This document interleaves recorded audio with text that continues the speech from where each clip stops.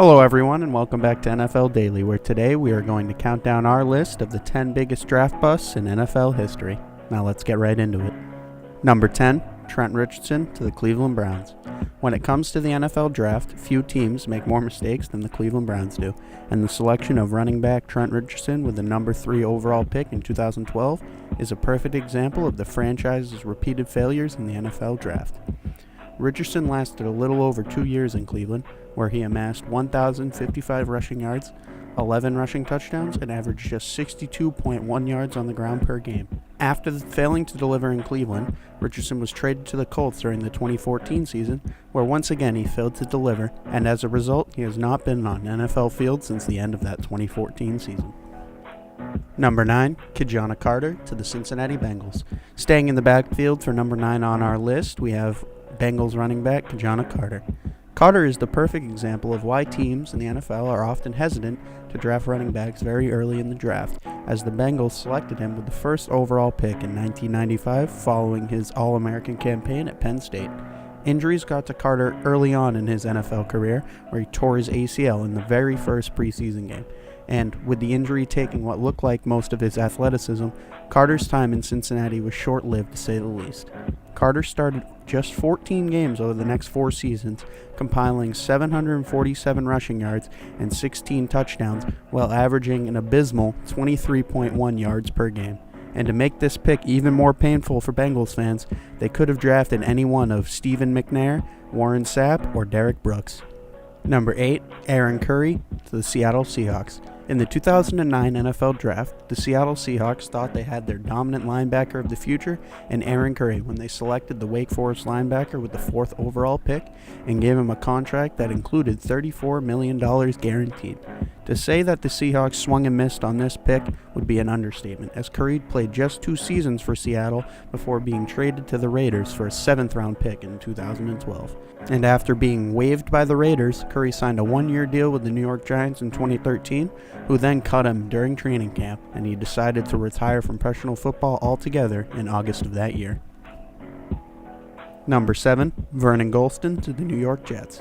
At number 7 on our list, we have a pick that was a disappointment for a franchise that really is just one big disappointment.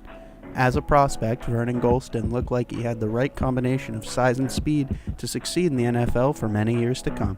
He even earned the highest bench press score at the NFL Draft Combine, teasing Jets fans who wanted an uncompromising defender to make life difficult for division rival Tom Brady. And after getting drafted by the Jets in 2008, 6th overall, Gholston struggled throughout his tenure in New York, where he only started 5 games and went without a sack in 3 years, which really made the Jets more of a laughingstock than a serious contender in the AFC East. Number 6, Charles Rodgers to the Detroit Lions. There were many bad draft picks for the Detroit Lions in the 2000s, when former player Matt Millen was the president and CEO of the team. But one pick that sticks out in most people's minds occurred in 2003 when the team picked Michigan State wide receiver Charles Rodgers 2nd overall in the draft. Expectations were high after Rodgers won the Biletnikoff Award for being the country's best wide receiver, and the rookie was even being compared to future Hall of Famer Randy Moss. But in his first 2 seasons, Rodgers looked like more of a miss than he was a Moss, as he broke his collarbone twice and played only 6 games. And in 2005, the league suspended Rodgers following his 3rd violation of the NFL's drug policy, which would lead to his eventual release and disappearance from the NFL. Number 5, Robert Griffin III to the Washington Redskins. At number 5 on our list, we find our first quarterback, and it's Robert Griffin III. RG3 is another example of a promising career that was derailed by injury, as Griffin was the talk of the league after his rookie season, which ended with a Pro Bowl appearance and the Offensive Rookie of the Year award as he led the Redskins to the playoffs. Sadly for Griffin and the Redskins, it was all downhill from there, as the dual threats play suffered thanks to a series of frustrating knee injuries, as well as a growing rift with the coaching staff. RG3 was released in 2016 and signed with the Browns, but played just 5 games thanks to a shoulder injury, and he is most recently signed with the Baltimore Ravens as he looks to revive his troubled career. Number 4, Johnny Manziel to the Cleveland Browns.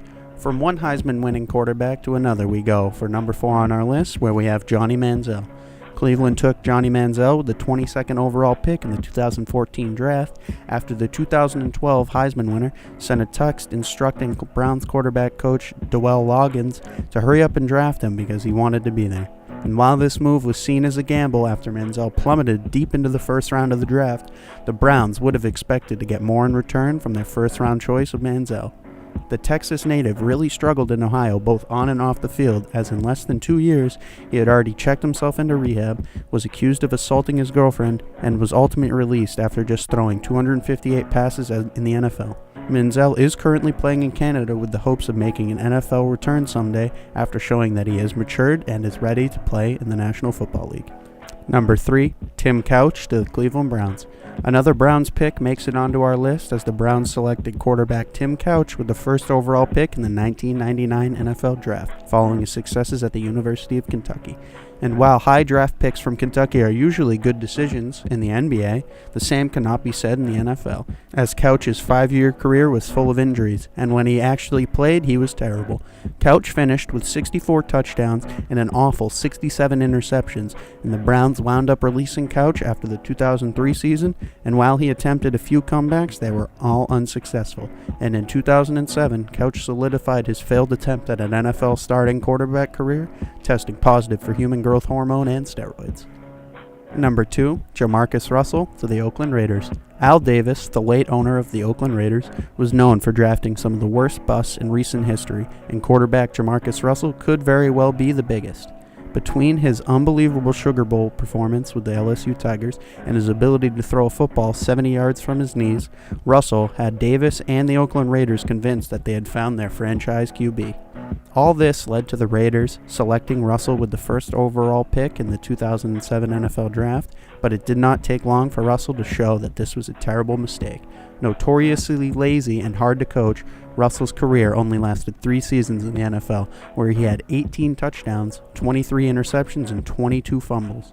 And after he left the game, Russell was arrested for possession of codeine, and he ballooned up to 308 pounds. Russell would eventually try to make a comeback before the 2014 season, but was never signed by any team, even though he offered to play for free in order to prove himself. Number 1, Ryan Leaf to the San Diego Chargers.